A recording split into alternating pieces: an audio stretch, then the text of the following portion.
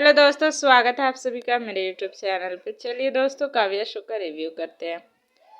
दोस्तों एक बात और यहाँ पे मैं कहना चाहूँगी कि काव्या के कई सारे एपिसोड मैंने रिव्यू किया पर व्यूज़ बहुत कम आते हैं। प्लीज़ आप लोग फुल वॉच किया करो और शेयर ज़रूर करो ताकि जो है काव्या की शो जो है अच्छा फैंस के बीच पहुँचे और सुम्बुल क्या जो ये शो है काव्या अच्छा चले।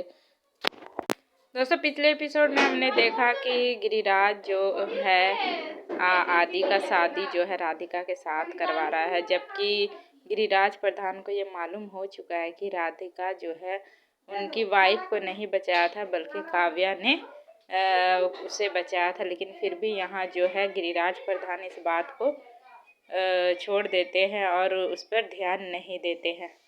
लेकिन आज जो है आज के एपिसोड में बहुत बड़ा वाला ट्विस्ट आया है दोस्तों, बताते हैं। जहाँ काव्या जो है शादी वगैरह रस्मों में सभी चीज़ों में जो है काव्या पार्टिसिपेट तो कर रही है, लेकिन वो नहीं चाहती कि आदि की शादी जो है राधिका के साथ हो।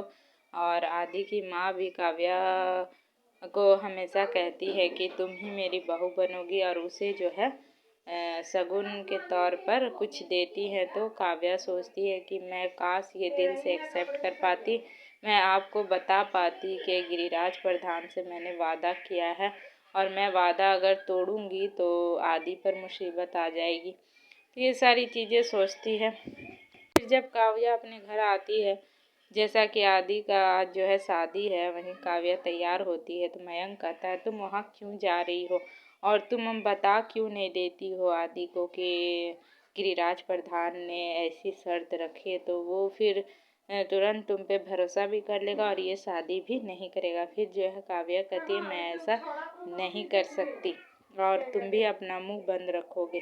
फिर वो तैयार होकर पूरा बन ठन के जो है आदि के घर पहुंचती है। जब वहां जाती है तो देखती है आदि दूल्हा बनकर तैयार है।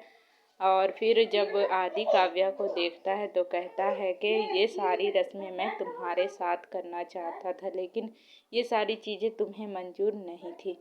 फिर आदि मन में सोचता है कि मैं तुम्हें पहचान रहा हूँ कि तुम मुझसे अभी उतना ही प्यार करती हो, लेकिन तुम कहना नहीं चाहती। फिर जो है कहता है कि आज मैं राधिका की मांग में सिंदूर भरूंगा, मंगलसूत्र पहनाऊंगा, क्या ये सारी चीज़ें तुम देख पाओगी। फिर काव्या जो है इस पर कुछ नहीं कहती है। फिर जो है आदि वहाँ से चला जाता है। फिर काव्या और आदि की माँ दोनों प्लानिंग करते हैं कि किस तरह से हमें राधिका का सच आदि के सामने लाना है। तो फिर दोनों ने प्लान बनाया है कि राधिका का जो ब्रेसलेट है वो किसी भी तरह किसी को दिख जाए और उनकी सच्चाई जो है पता चल जाए। तो वो लोग राधिका की ज्वेलरी में वो ब्रेसलेट रख देते हैं। जैसा कि ओमी वहाँ अपनी शाली यानी कि राधिका की तारीफ करता है, जब उसकी वाइफ उससे वो ब्रेसलेट यानी कि कंगन मांगती है, जब वो ज्वेलरी की तरफ बढ़ता है देखता है कि वहाँ वही ब्रेसलेट पड़ा हुआ है जो कि राधिका ने पहना हुआ था। जब उसे हाथ में उठाकर वो देखता है तो देखता है कि ये तो वही ब्रेसलेट है और इसका एक टुकड़ा जो है गायब है। तो फिर वो राधिका से पूछता है कि ये ब्रेसलेट यहाँ क्या कर रहा है। तो फिर राधिका कहती है इसे तो मैंने फेंक दिया था, फिर ये यहाँ क्या कर रहा है।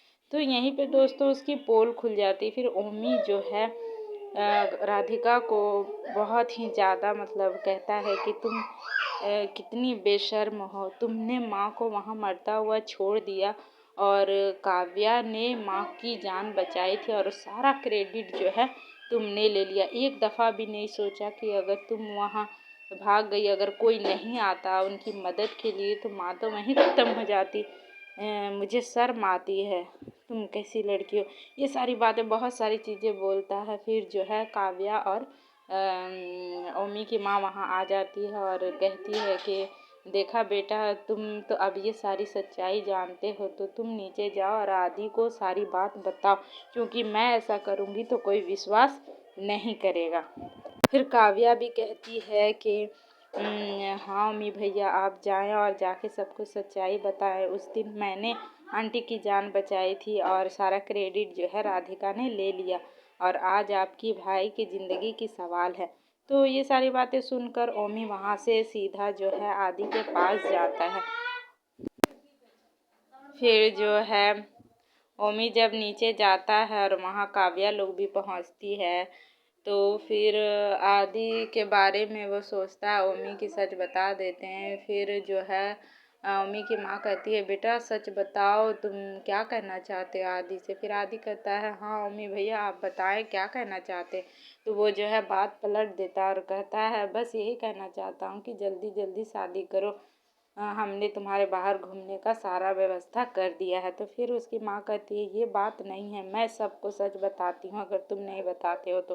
फिर यहाँ पे गिरिराज कहता है, अपनी वाइफ को रोकता है। तो फिर आदि कहता है, नेताजी माँ जो कहना चाहती है उसे कहने दे। फिर जब देखता है कि ओमी इशारा से समझाता है कि मतलब माँ ये सच्चाई मत बताओ, क्योंकि वो अपना रीज़न सोचता है कि आदि को ये सच क्यों नहीं बताया। तो फिर वो सोचता है, जब वो वहाँ छत से नीचे की तरफ आ रहा था आदि के पास, तो उसे एक मैसेज आता है जो कि राधिका का होता है कि अगर आपने आदि को कोई भी सच्चाई बताई तो पापा के पास उसके खिलाफ बहुत सारे सबूत है, जो कि बहुत भारी मुसीबत हो जाएगी। तो फिर इसलिए जो ओमी है वो बात को बदल देता है और आदि को सच्चाई नहीं बताता। फिर काव्या भी जो है आंटी को मना कर देती है और वहाँ से लेकर साइड हट जाती है। फिर दोस्तों ये तो स्टोरी आज की यहीं तक दिखाई गई। फिर एक लिफाफा जो है आदि को दिखता है, उसने उठाया है, अब उसमें क्या है ये तो कल के एपिसोड में पता चलेगा दोस्तों। अगर आज का रिव्यू अच्छा लगा हो तो प्लीज़ वीडियो को एक लाइक करें, चैनल को सब्सक्राइब करें और वीडियो शेयर ज़रूर करें। मैं फिर मिलूँगी नेक्स्ट वीडियो में, तब तक के लिए बाय बाय।